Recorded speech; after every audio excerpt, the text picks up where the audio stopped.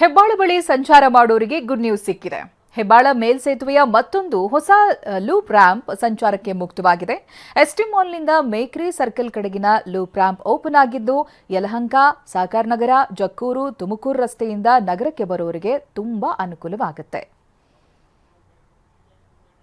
ಈಗ ತುಂಬಾ ಅನುಕೂಲ ಆಯಿತು.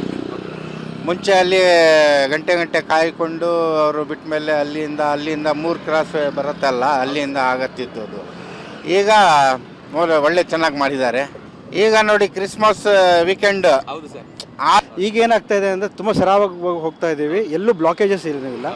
ಅದೇ ನೀವು ನೋಡಿದ್ರೆ ಅಂದರೆ ಹಳೇದು ನೋಡಿದ್ರಿ ಅಂತ ಹೇಳಿದ್ರೆ ಇಲ್ಲಿಂದ ಬಂದ್ವಿ ಅಂತ ಹೇಳಿದ್ರೆ ಒಂದು ½ ಅವರ್ ಆಗ್ತಾ ಇತ್ತು ನಮಗೆ. ಈಗ ಆ ತೊಂದರೆ ಏನೂ ಇಲ್ಲ. ಈಗ ಬೆಂಗಳೂರಿನ ಇತರೆ ಸುದ್ದಿಗಳನ್ನ ಫಟಾಫಟ್ ಅಂತ ನೋಡೋಣ ಜಸ್ಟ್ 5ನಲ್ಲಿ. Rowdy sheeter Biklu Shiva murder ಕೇಸ್ನಲ್ಲಿ ಬೈರತಿ ಬಸವರಾಜ್ಗೆ ರಿಲೀಫ್ ಸಿಕ್ಕಿದೆ. ಬಂಧನ ಭೀತಿಯಿಂದ ತಲೆಮರೆಸಿಕೊಂಡು ಅಜ್ಞಾತ ಸ್ಥಳದಿಂದಲೇ ಹೈಕೋರ್ಟ್ ಮೆಟ್ಟಿಲೇರಿದ ಬಿಜೆಪಿ ಶಾಸಕರಿಗೆ ಮಧ್ಯಂತರ ನಿರೀಕ್ಷಣಾ ಜಾಮೀನು ಸಿಕ್ಕಿದೆ. ಇವತ್ತು ಅರ್ಜಿ ವಿಚಾರಣೆ ನಡೆಸಿದ ಹೈಕೋರ್ಟ್ ತನಿಖೆಗೆ ಸಹಕರಿಸಬೇಕು ಅಂತ ಸೂಚನೆ ನೀಡಿದೆ. ಹಾಗೆಯೇ ಬಂಧನವಾದರೆ ತಕ್ಷಣ ಬಿಡುಗಡೆಗೆ ಆದೇಶಿಸಿ ಮಧ್ಯಂತರ ನಿರೀಕ್ಷಣಾ ಜಾಮೀನು ನೀಡಿದೆ. ನಮ್ಮ ಮೆಟ್ರೋದಲ್ಲಿ ಯುವತಿ ಜೊತೆ ವ್ಯಕ್ತಿಯೊಬ್ಬ ಅಸಭ್ಯವಾಗಿ ವರ್ತಿಸಿದ್ದಾನೆ. ವಿಧಾನಸೌಧ ಮೆಟ್ರೋದಿಂದ ಬರ್ತಿದ್ದಾಗ ಯುವತಿಯ ಮೈ ಮುಟ್ಟಿ ಅಸಭ್ಯವಾಗಿ ವರ್ತಿಸಿದ್ದಾನೆ. ಈ ವೇಳೆ ಅಲ್ಲಿದ್ದ ಭದ್ರತಾ ಸಿಬ್ಬಂದಿಗೆ ಯುವತಿ ಹೇಳಿದ್ದು ಇಬ್ಬರನ್ನು ಉಪ್ಪಾರಪೇಟೆ ಸ್ಟೇಷನ್ಗೆ ಸಿಬ್ಬಂದಿ ಕರೆದೊಯ್ದಿದ್ದಾರೆ. ಎನ್ಸಿಆರ್ ದಾಖಲಿಸಿರುವ ಪೊಲೀಸರು ಪುಂಡನಿಗೆ ವಾರ್ನ್ ಮಾಡಿ ಕಳಿಸಿದ್ದಾರೆ.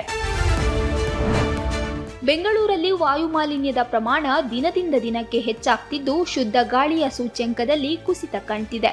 ಹೀಗಾಗಿ ಬೆಂಗಳೂರಿನ ಯಾವ ಭಾಗದಲ್ಲಿ ಗಾಳಿ ಗುಣಮಟ್ಟ ಕುಸಿತವಾಗ್ತಿದೆ ಅನ್ನೋದನ್ನ ಪತ್ತೆ ಹಚ್ಚಲು ಜಿಬಿಎ ಮತ್ತು ಮಾಲಿನ್ಯ ನಿಯಂತ್ರಣ ಮಂಡಳಿ ಸೆನ್ಸರ್ ಅಳವಡಿಸಲು ಮುಂದಾಗಿದೆ.